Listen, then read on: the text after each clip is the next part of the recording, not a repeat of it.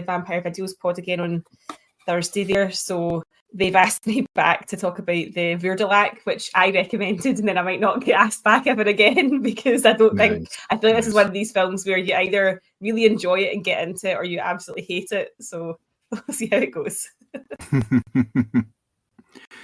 I thought it'd be good because I remember you saying you've spoke about it a few times and said, "Oh, don't know if you guys can handle this." So yeah, it'll be interesting. And is the Cineworld, like, obviously, does that have signs up to say it's closing or not at all? Nothing. Nope. Just business as usual. Mm-hmm. Yep. As far as they're concerned, it's business as usual in terms of like the punters and stuff. Obviously, there's stuff going on in the background, and all the staff have been. Well, they obviously got that letter, that email that they got from management. So if there are discussions going on in the background, then between the management company, between Cineworld and the company actually in the building, then don't know. It's been kept quiet. Obviously, they've cut the staff down there because like there's no longer a front desk and things like that where you used to go and buy your tickets. But I'd heard that if that gets sold, basically like it has to be sold as a cinema, if that makes sense. So it has to be like Odeon or Omniplex or Vue that take it on, because like it would make no sense to strip all that out because obviously it's already set up. So people were saying that I think it's Omniplex have taken over the one in Clydebank, and they thought they would be likely to take over that one because obviously you've got the Vue down in St Enoch's and that's new. So why would they sort of up sticks and move in there? And Odeon obviously have got like East Kilbride and that one down at the Quay. So they thought that the Omniplex people might take it over, which I hope somebody takes it over and keeps it going as a cinema because town does need. Yeah, of course it does. Yeah, one of your whether it happens or not.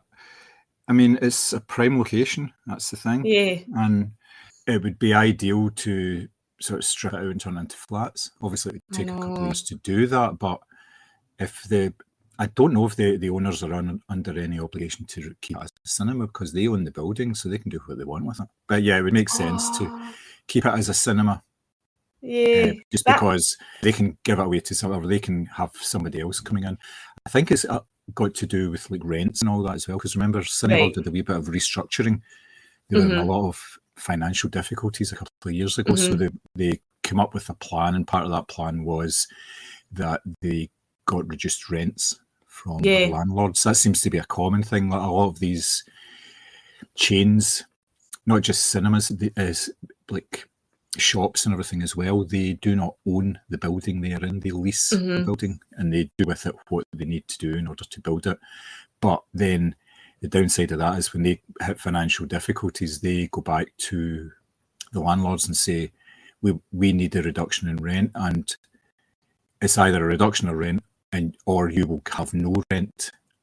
Well, that's it. Yeah, you either take a small hit or it lies empty for however long. It's funny because obviously like Cineworld in town and at Silverburn, obviously they've got the Starbucks sort of concession as well. So they're obviously trying to draw people in that way. And then I think was it last month at Silverburn, they installed, it's like a gaming arcade as you go up the stairs. So it used to be like the sort of food and drinks concessions and you could go and buy your tickets. They've done away with that now, and it's just like this. The food and drink obviously is still there, but they've got this sort of like, it's like air hockey and, you know, basketball and like motorcycle rides and stuff like that.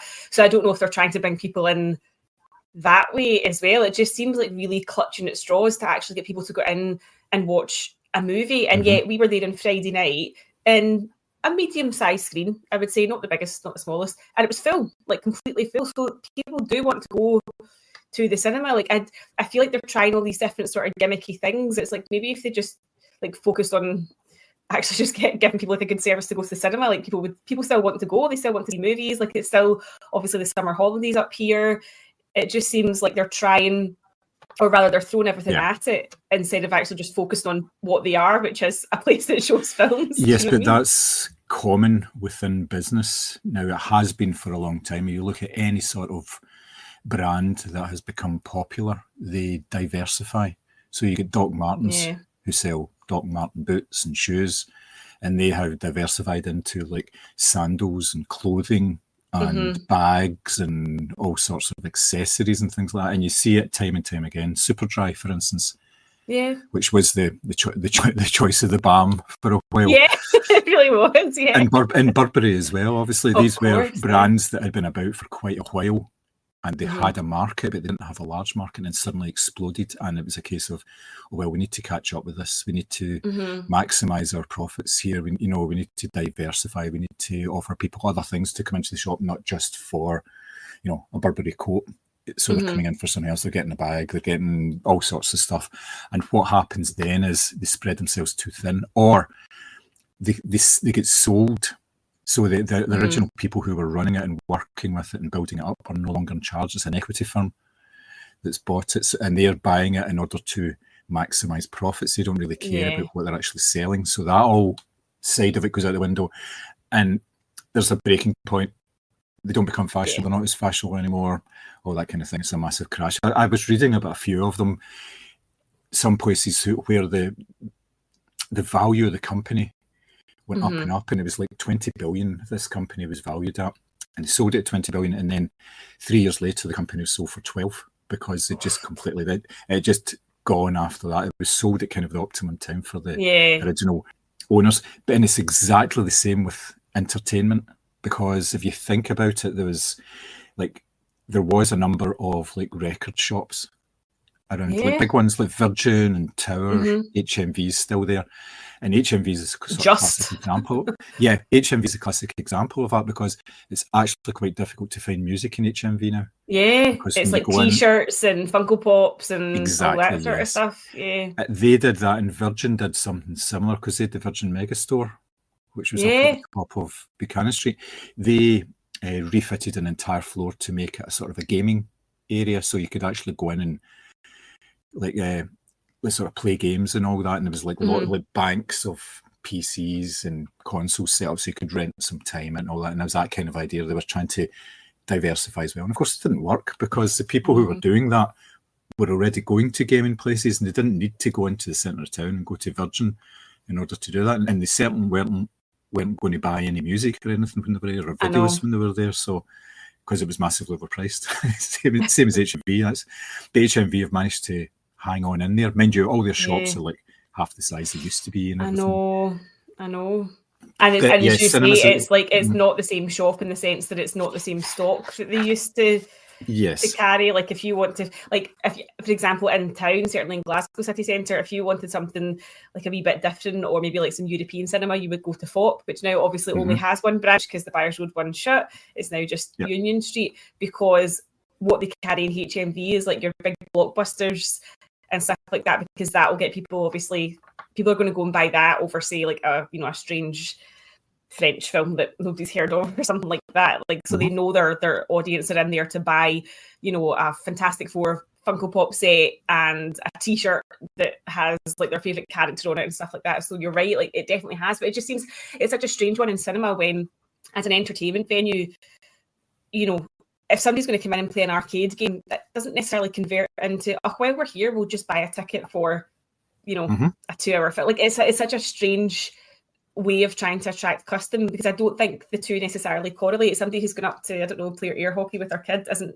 then going to go, we'll just buy tickets while we're here. Do you know what I mean? It's quite a strange setup. Yeah, and I think it actually puts people off going, because if you are actually there to go in and see a film, and you go up into it, and obviously there's this whole sort of gaming area, and it'll be full of wee kids and everything all running about and going mental, because it will not be supervised, of course, because it's not. Staff, there's hardly any staff in the place. That they may have introduced some of that, but they won't have added any extra staff to actually take care of it. And staff do not go up to patrons and say, see your kid there that's smashing up that table, get it to stop, because they won't do that. They don't get paid enough to get involved in fights with parents and stuff, and that stops them from actually going into the cinemas. They'll say, well, I'm not going to go into the cinema if you're going to speak to me like that. So it'll put people off when they go up into these places, and it's just this massive wanes. And they're saying, well, if that's what it's like here, what's it going to be like in the screen? So for instance, as you would turn up, see all this, but you've already got your tickets. So you're going to go to the film anyway. But you'd say, well, see, the next time, I'm not going to go there. I'm going to go to the View. I'm going to go somewhere else. That kind of idea. Yeah. So yes, it's interesting. I don't know what's going to happen with Cineworld in the town, I suspect they will pull out because they cannot be making money off it at all. No. They just can't. They've got 18 screens, and like you say, at certain times of the day, it's busy. And but that may be only like a Friday and a Saturday, like night and during the day when it's the weekend and you're taking the kids to, if it's like, well, typical Scottish summer, it's pissing with rain or the wind's blowing you over at every opportunity. So yeah, you'll take your kids to the cinema, but you won't do it on a Monday or a Wednesday afternoon and things like that. So there's a kind of a die-hard audience that goes during the week, but it's quite small, and it's pensioners and it's people with unlimited cards. So they're not really making the money off of that because you can go and see 2 films in a month and you paid your unlimited card. Yeah. So they're not going to businesses. The big cinemas don't do the business. Now, I don't know what the etiquette is in terms of, do they actually run a film all the way through? There's nobody in the auditorium. I very much doubt it. I know. You have to run it for a certain period, but I don't know. Just in case somebody walks in late, because I was even thinking, like, see, there are concessions on every floor. It's not worth the electricity to open them up, like all of them, because there's only going to be, because certainly when I've gone during festival time, i.e. during the week, so like your Monday, Tuesday, Wednesday sort of thing, the floor where the festival is on is busy because you've got your press screenings and your regular screenings and people are going in and out of them. But the rest of the Cineworld is quiet because obviously, as you say, it's like a Tuesday afternoon in February, they'll have obviously their peaks and troughs like school holidays and things like that. But it's sad in a way because obviously like Glasgow was known as like Cinema City and there was, the highest amount of cinemas per head of population. And now like the one sort of big one that's left in the city centre is obviously really struggling. And it is obviously testament to the way our habits have changed, obviously, particularly since COVID as well, when people just got used to streaming platforms and, various like watching series and films like that way.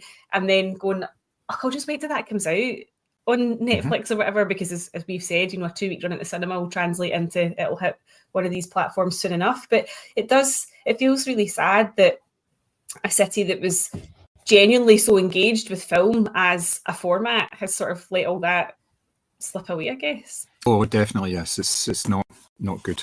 Another sign of it being in trouble is that the press screenings have moved away from the Renfrew Street cinema. I just got Oh, really?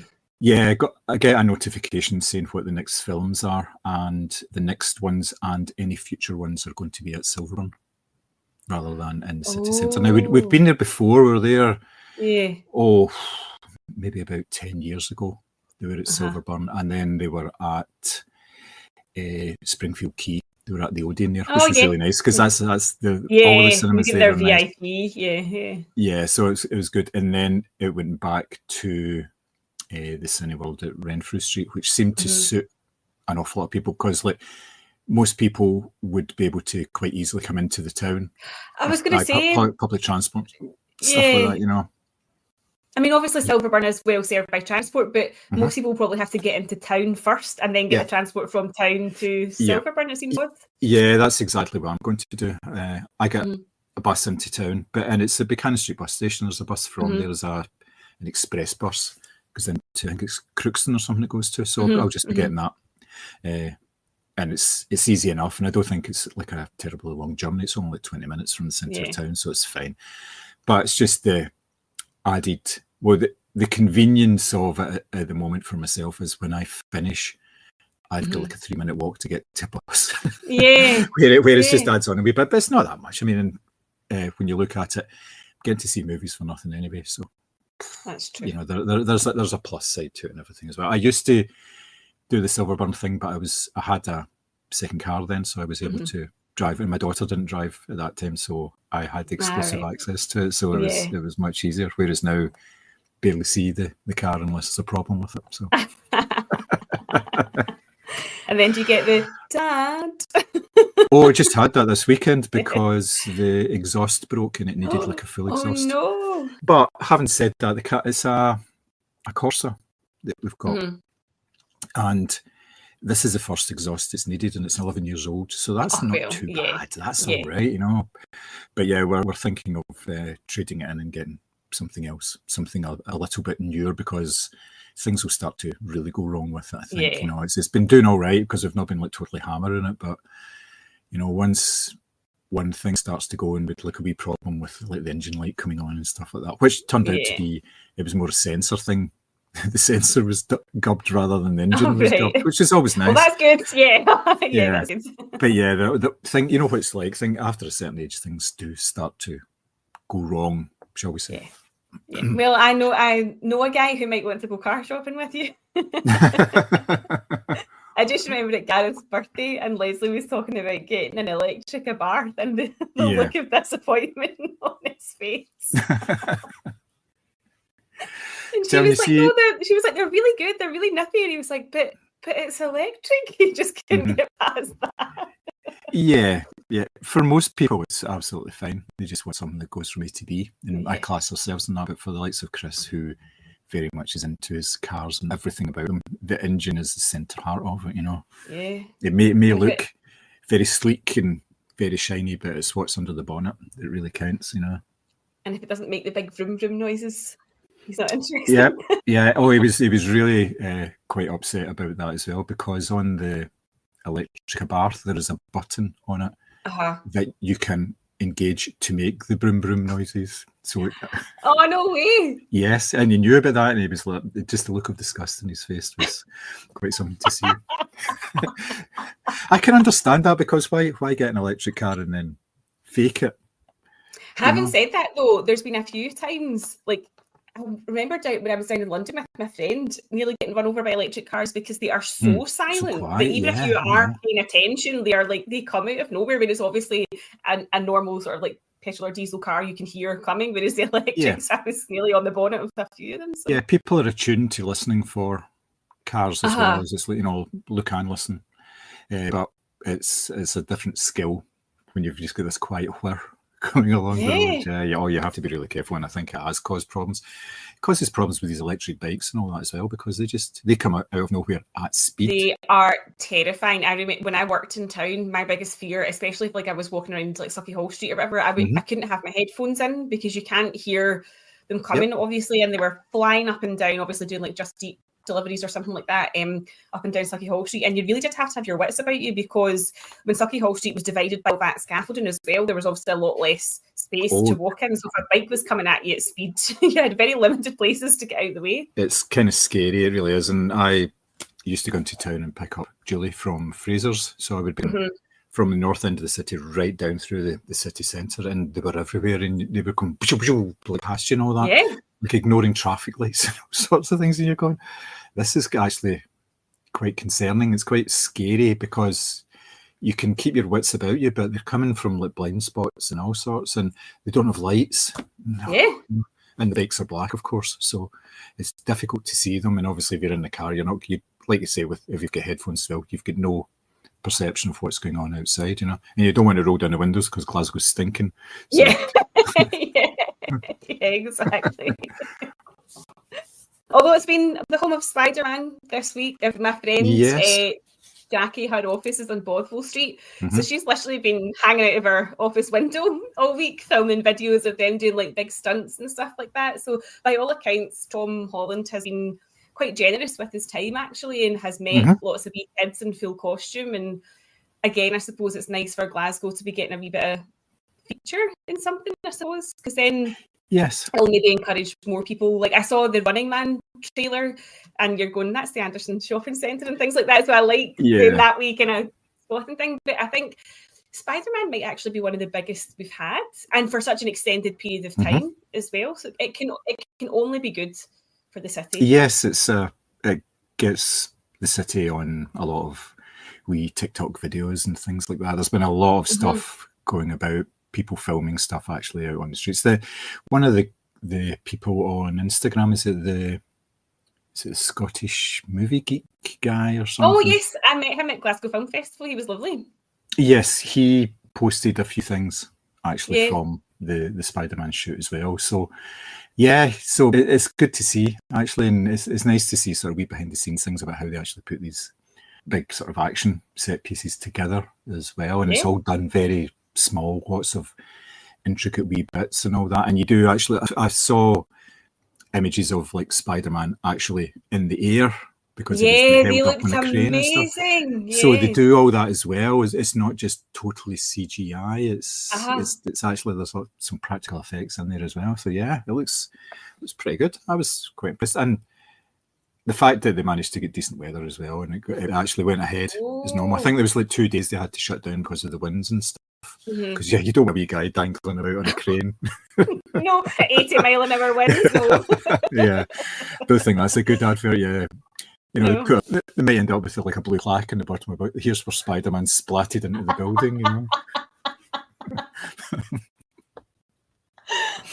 the thought of it. That is, I know. I mean, can you? One day it was like the bus going into town. Obviously, was shifting from side to side. Can you imagine being up a crane and hanging on for dear life? So yeah, no. I mean, it does. It makes me feel really like sort of oddly proud, I guess, because we don't have that much going on. Like not going on in general, but like not a lot of films are made here. So when something of that size and caliber and the actual stars are there, it does feel quite exciting. Yeah, it shows the film board or whatever they're called, the ones that represent Glasgow, are doing their job. It's probably the Scottish one more than anything else. It'll be like Screen Alaba or something, wouldn't it? Yeah. So they're actually doing their job properly, and they're obviously getting the sort of correct levels of funding from government in order to offer these subsidies and everything. Some of the film productions, though, are quite cheeky about the way they get these subsidies from various countries because they don't necessarily film in the country. They use services within the country. So it costs quite a lot to put together, like, say, CG effects. So if you do 10% of your work in a country, then that gets done. So 10% can be behind the scenes stuff. It can be the CG stuff as well. Right. Okay. So that's why sometimes you see things, you'll see like New South Wales Film Board and things like that, but obviously nothing was filmed in New South Wales.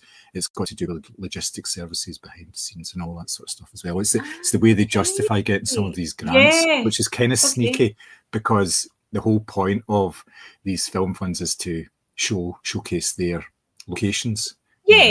So yeah, not good. But because I do think there was a bit of not a backlash, I think that's too strong a word, but there was commentary certainly around the fact that they weren't using any Scottish crew. But I'm not sure if that's I feel like that's a normal thing though, where you would just shift the crew from location to location. You don't always, you might pick up a few freelancers as you go to different sort of cities or locations, but I think it's normal to have a standard core crew who just, or am I reading that wrong? No, because there's the continuity there. You need people who know what's happening from start to finish. So you need the same crew, you need the same carpenters, set designers and all that, so that it's consistent. All the people who, all the crew that move everything, all the logistics crew, they all just move from one location to another. I mean, look with Mission Impossible, when they were filming in Venice and it was during COVID, they hired a ship and they had all the crew on the ship. That's right. Oh yeah, I forgot about that. They all lived in a big anchored boat, didn't they, for months? Yeah. So yes, they take the crew with them, and like I say, they'll have local people in these places. They will have like location managers and all that, and people who handle all the extras and all this sort of stuff. But the core crew is it's there from the start to the finish, and it'll probably be the same people that they use all the time. You know, because they all want to work with, especially like Tom Cruise, who seems to just go from one project to another, and it's his production company, so they'll just be hiring all the same people all the time if they're happy with them. Yeah, that's true, actually. Have you seen the celebrity rumours this week that he and Anna de Armas are dating? Oh, Tom, for goodness sake. Age appropriate, come on. She's 37, I think I read, and he is, 62? 2, yes. Yeah. So it does always bring me back to that Mrs. Merton question. What did you see in The Millionaire? But no, there was pictures of them. They were on holiday together on a yacht somewhere, and then they were out in a street, I think it was like New York or something, like holding hands. Now, given that her last partner was the son of the current Cuban dictator, and now she's moved on to the number 2 of an alleged cult, her taste in men is quite bad. Yeah, where does she go from here, you know? I know. But yes, that was my celebrity gossip for this week. I was like, that's kind of unusual pairing. What do they talk about? Yeah, you've got to wonder just what they have in common, really. I suppose they've both been in high-profile action films this year, so you never know. Yeah. Talk about stunts all day. Yes, quite. Why are you hanging from the ceiling, Tom? Well, I know. I imagine he's one of these guys that doesn't even just set up an alarm. He gets up at like 4:30 every morning and does like a 10K just for shits and giggles before he's even had breakfast. And then I just imagine that every inch of his life is so dictated by like routine. And, you know, if he's not working on a project, he's probably like doing loads of gym, scoping out scripts. Like, I can't imagine he has like real downtime. I imagine a lot of his life is accounted for. Yes, I think he has very tight time scales on everything, like you say, because he always seems to have so many things on the go, and he moves pretty much directly from one to the other. So yes, you can imagine he's either his internal clock, same way like sort of the Jack Reacher character, he had this internal clock that just he knew exactly what he was supposed to do at whatever time and all that. But yeah, it's very, very strange. It's a very strange thing for a guy in his 60s to still be doing, but he makes money, so why not? That's true.